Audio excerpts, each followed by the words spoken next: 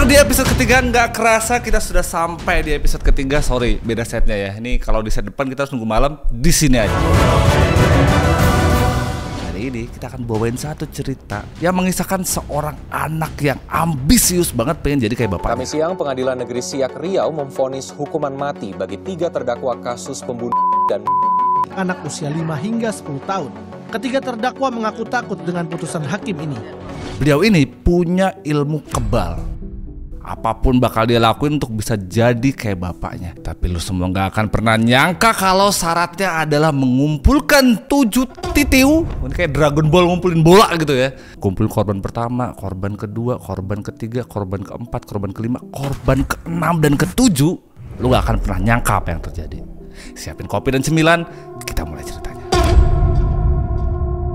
Mari kita mulai cerita ini dari sebuah keluarga. Jadi ada satu keluarga di Riau sana yang masih percaya dengan hal-hal gaib dan juga mistis. Bapaknya namanya adalah Basri Tanjung. Beliau dikenal sebagai sosok dukun yang sakti mandaguna. Dia punya kekuatan ilmu kebal. Nah, si Basri Tanjung ini punya anak namanya Delvi. Delvi inilah yang akan jadi peran aktor utama yang akan ada di cerita hari ini. Namanya Delvi, lahir di Bengkalis, Riau 1994. Tua banget. Ini kalau sama gue tuh selisih 10 tahun lah. 2004 gue soalnya. Orang-orang terdekatnya si Delvi ini sering panggil dia dengan sebutan nama Buyung. Delvi itu lahir dari keluarga yang sederhana. Bahkan kalau tidak salah, bapaknya ini sering kawin cerai. Dia juga gak nyampe pendidikan sampai pendidikan tinggi. Dia hanya berhenti sampai pendidikan SMP. Temen-temen dia itu, dia kenal si Delvi itu karakternya itu pendiam, gak banyak omong, lebih cenderung tertutup. Nah, karena dia ini lahir dan juga tumbuh besar di keluarga tadi, Delvi ini sering banget ikut bapaknya dalam aktivitas kedukunan. Bapaknya ngapain segala macam dia ngikut. Bahkan si Delvi pernah dimandiin kembang 7 rupa, Cok. Bukan cuma kembang 7 rupanya doang, dia harus di 7 sumur yang berbeda. Ini misinya bener-bener kayak Dragon Ball. Si bapaknya Delvi ini yakin banget kalau Delvi ini anak ketiga yang bakal bisa mewarisi semua ilmu kekebalan yang bapaknya punya, katanya. Ada satu lagi yang lupa aku, Cok. Jadi selain ilmu kebal, bapaknya nih bisa nerawang. Yang namanya anak tuh kan, hero pertamanya adalah bapaknya. Jadi apapun yang bapaknya bisa, apapun yang bapaknya kuasain, apapun yang bapaknya bisa, anak pasti bakal niru bapaknya. Si Delvi ini obses banget, Cuk. Pengen bisa kayak bapaknya. Pengen punya ilmu kebal, pengen bisa nerawang. Nah, gayung bersambut. Bapaknya pun mengiyakan. Enggak apa-apa deh kamu kalau pengen jadi bapak. Memang bapak percaya banget kalau kamu tuh bisa mewarisi ilmu bapak semuanya. Wah, tapi bapaknya nih ngasih syarat, nggak cuma-cuma. Kalau kamu emang pengen punya ilmu kebal kayak bapak, bapak punya syarat buat kamu.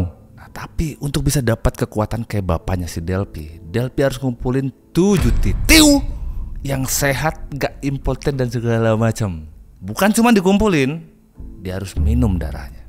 Dikasih syarat begitu, terus Delvi kaget. Tidak!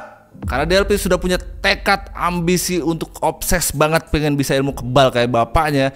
Apapun syaratnya bakal dia jabanin. Cerita serunya dimulai dari sekarang. Sejak persyaratan itu dia iakan, akhirnya terjerumuslah si Delvi ini dalam lingkaran kehidupan ilmu yang hitam. Yang tadinya anak murung dan tertutup, dia sekarang berubah menjadi yang gak cuma sadis tapi juga keji. Gimana enggak, dia bahkan mengumpulkan 7 korban. Berarti dia dapat 7 titiu dan diminum darahnya sama dia, yang sebagian besar korbannya adalah bocil. Di tahun 2013 sampai 2014, cerita pertama dia, petualangannya baru dimulai. Yang bikin gue bener-bener geleng-geleng kepala nih waktu baca ini, dari 7 yang gue jelasin tadi, dia gak butuh waktu lama, 7 tahun itu enggak dia. Dia cuma butuh waktu 2013 sampai 14, berarti 1 tahun untuk bisa dapetin 7 korban titiu tadi. Jadi plan dia begini. Dari ke-7 korban dia prioritaskan untuk korbannya tuh pasti anak-anak. Kenapa begitu? Karena menurut dia anak-anak ini titiunya masih sehat, belum impoten, dan karena anak-anak secara fisik kan bentukannya lebih kecil, harusnya dia lebih gampang untuk bisa dapetin korban-korbannya. Kejahatan Delvi ini dimulai dari tahun 2010. Tepat waktu ibunya meninggal. Gak lama dari ibunya meninggal, bapaknya juga sakit-sakitnya. Harusnya misi pertama ini Delvi udah mikir pakai logika, kalau bapaknya emang kebal harusnya tidak sakit dong. Nah, kalau bapaknya udah sakit, oh ya udah gue murungin aja nih, nggak jadi nih gue nih jadi ilmu kebal nih. Kan bapaknya sakit, berarti gak kebal dong. Korban pertama bernama Febrian, bocil umur 6 tahun. Si Delpi tahu ini bocil gara-gara dia sering lihat si bocil ini sering lewat atau sering main di tempat jualan sate milik kakaknya. Nah, diam-diam si Delpi ini ngajak si Febrian ke kawasan semak-semak yang sepi, yang gak ada orang. Dia dibekap, dihabisin nyawanya, dipotong titiknya sama dia. Setelah itu mayatnya si korban dikubur aja di tempat itu.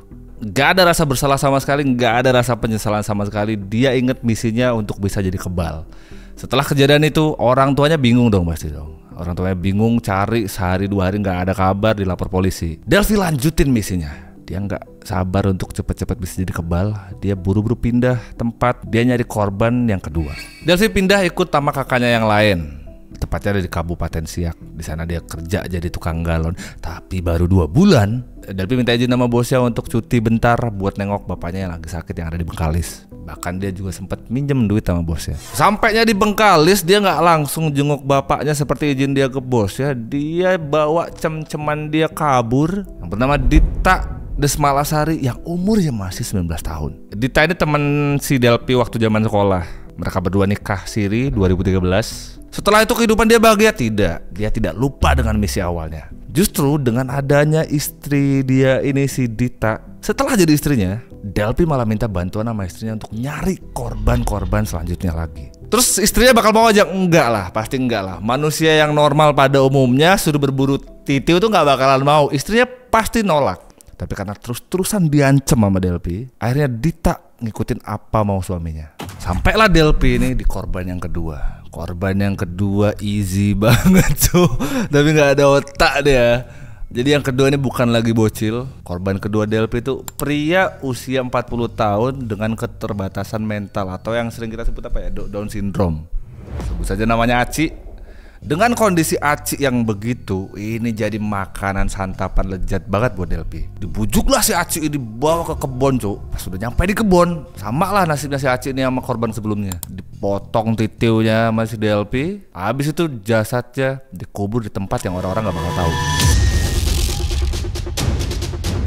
Yang kedua ini, dia udah ngelakuin aksi ini sama istrinya. Yang aneh, ini orang dua kagak ada rasa bersalahnya sama sekali habis ngabisin orang. 2 Agustus 2013, dia lancarkan lagi aksinya. Dia nyari lagi korban selanjutnya. Namanya Iksan, bocil 9 tahun yang jadi korban ketiganya. Bocil ini sering mancing sama teman-temannya di salah satu sungai yang ada di Riau.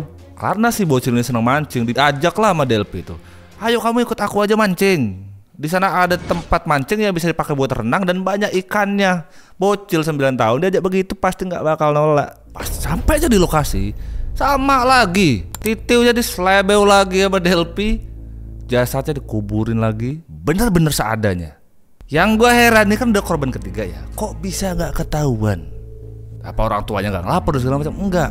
Di korban ketiga ini, karena gak ada kabar sampai hari-harian ngilang, orang tuanya Iksan panik lah anaknya gak pulang-pulang. Akhirnya orang tuanya ngelapor ke Polsek pas bulan Agustus. Setelah dapat korban ketiga, pindahlah dia sama Dita. Pindah lagi dia ke Kabupaten Siak, tapi di desa yang berbeda. Namanya adalah Randy, bocil lagi, umurnya 10 tahun. Diajaklah si Randy ini ke rumahnya si Delpi. Sekitar jam 5:30, 17.30, Delpi dan juga istrinya ngajak nih bocil naik motor ke TPU Nurjanah.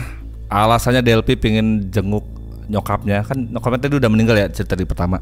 Dan nyuruh Dita untuk bawa korbannya. Pas sampai di semak belukar, si Randy itu dijerat celananya sampai nggak bisa bergerak sama si Dita. Si Delpi lah ngelancarin aksinya. Dipotong lagi titiunya sama dia. Abis itu yang lebih gila, nih jasad kagak dikubur. Jasad si Randy bener-bener cuma ditutup aja sama semak belukar doang. Tinggal sama mereka berdua. Korban keempat tadi kan di bulan Agustus 2013.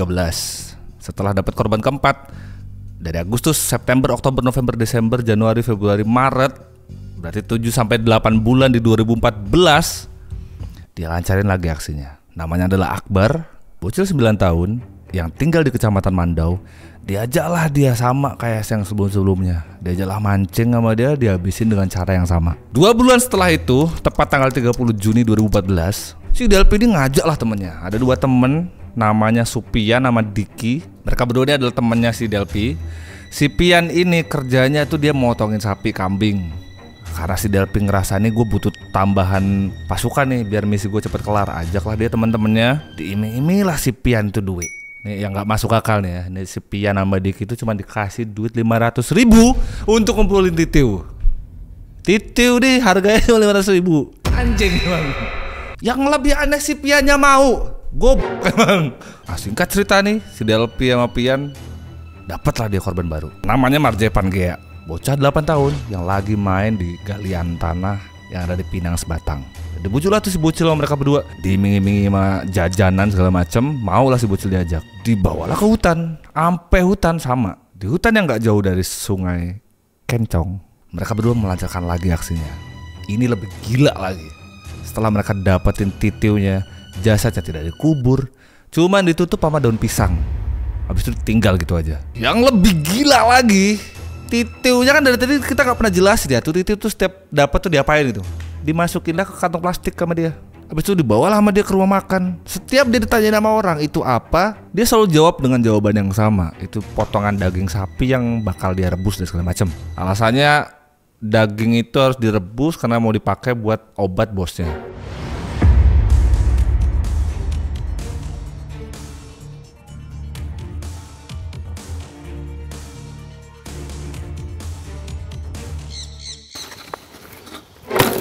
Sebulan kemudian, 14 Juli 2014, masih dengan Supian. Delpi sama Supian lagi boncengan motor. Dia ngeliat ada 3 bocil yang lagi pada mancing di parit. 3 bocil ini namanya adalah Depa, Mawar, sama si Daud.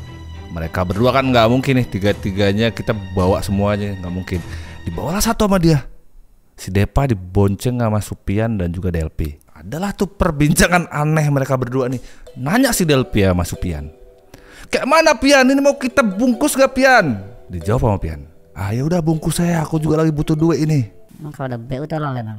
Setelah obrolan mereka berdua, berhasil lah tuh mereka udah ngebujuk si Depa. Dibawanya si Depa ini dibonceng, dibawa lagi ke hutan di tempat korban sebelumnya. Cuk, dari semua korban yang pertama tadi sampai si Depa ini, korban ini yang paling sadis perlakuannya. Kalau yang lain tadi cuma diambil Titiu doang, ini nggak sampai situ aja. Titiu udah diambil, jasadnya nah, gue tadi kan cerita ada 2 temannya si Delpi kan, ada Diki sama Pian. Diki kan belum kelihatan. Nah di aksi yang sekarang Diki ini ikutan. Karena ini cukup repot dan aneh dan psikopat menurut gue. Delpi minta tolong lah tuh sama Diki. Setelah tubuh korbannya dimasukin ke kantong plastik, ada 7 jumlahnya. Gua nggak tahu lah, nih harusnya nggak jadi temen makan lu pada lah ya, sorry ya kalau nonton sambil pada makan. Nah, daging tadi tuh setelah dimasukin kantong plastik ada 7 biji, sama mereka bertiga dibawa dan dijual. Dibawa lah sama mereka di kedai tuak, tepatnya ada di Sebatang Barat. Ah, daging begini siapa yang mau bang? Ada yang mau.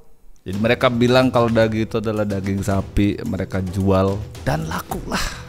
3 dari 7 kantong tadi. Mending gue ceritanya merinding jijik gimana gitu ya. Harganya pun gak masuk akal. Hanya dihargai satu kantongnya itu 105.000. 105.000 kalau di tahun itu 2014.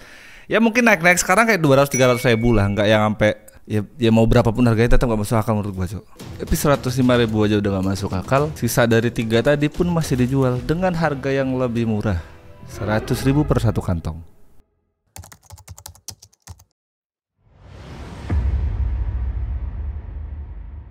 Kalau Delpi ngerasa semua aksinya tuh berjalan lancar tanpa hambatan dan dia akan segera dapat kekuatan kebal kayak bapaknya, enggak. Petualangan dia berhenti sampai Depa. Karena aksi si Delpi, Pian dan juga Diki, waktu mereka bawa motor dan bawa korban itu ke hutan, orang-orang di kampung sana tuh pernah ngelihat mereka masuk ke dalam hutan bawa anak itu. Pas banget di situasi yang sama orang tuanya si Depa nyari. Akhirnya laporlah tuh orang tua ke polisi. Nah di aksi yang ini abis sudah tuh riwayat mereka, ditangkaplah mereka bertiga. Delpi ditangkap di rumah saudaranya yang ada di Kota Duri 22 Juli 2014. Yang lainnya gimana bang? Sama, bukan cuman Diki dan juga Pian. Dita, istri yang dia nikahi Siri pun sama. Mereka bertiga juga ditangkap. Setelah proses hukum berjalan, dilakuinlah pemeriksaan tuh sama si Delpi dan juga CS segala macam. Polisi akhirnya menemukan kuburan korban-korban yang ada dari yang pertama tadi sampai yang terakhir. 23 Juli 2014, ini pertama kali kuburan si Depa ditemukan. Habis itu lanjut di kuburannya si Aci, pria 40 tahun yang dengan Down syndrome tadi juga ketemu. Nah, Aci, Iksan, Randy dan juga Akbar ini semuanya ditemukan di tanggal yang sama, 7 Agustus 2014. Dan pas tanggal 10 Agustus 2014, korban pertama kuburannya juga ditemukan. Akhirnya Delpi CS ini diajukan ke Pengadilan Negeri Siak untuk disidang.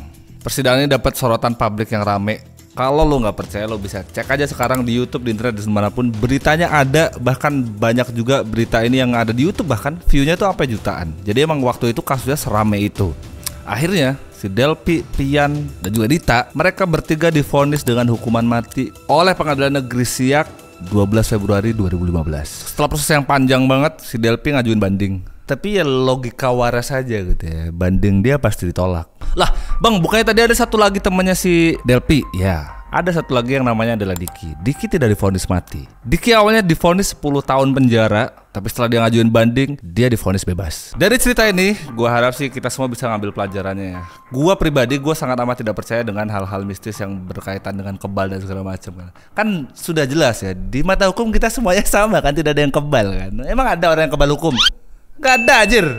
Orang kaya juga masih bisa, sama hukum tuh masih bisa. Gak ada yang namanya kebal hukum. Yang paling bikin gue istighfar, ternyata ada yang lebih setan daripada setan ya. Manusia kalau udah punya ambisi dan juga niat jahat, setan pun kayaknya nepok dada istighfar ya. Itu yang untuk video hari ini. Next, kalian mau cerita apa lagi? Komen aja di bawah. Sampai jumpa di episode 4.